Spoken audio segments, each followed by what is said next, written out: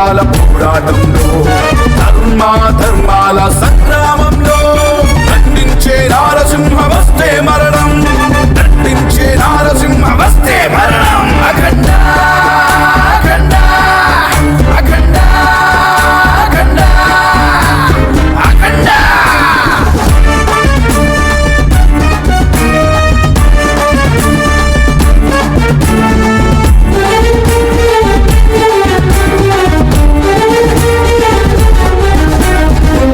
శిక్షణార్థమై శిష్ట రక్షణార్థమై స్తంభంలో ప్రజ్వలించే ఉగ్ర నారసింహం.